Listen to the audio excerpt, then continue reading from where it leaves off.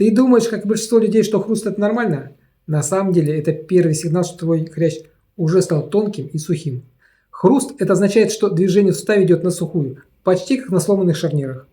И вот когда ты восстанавливаешь влагу, эластичность и качество суставной жидкости, хруст реально проходит.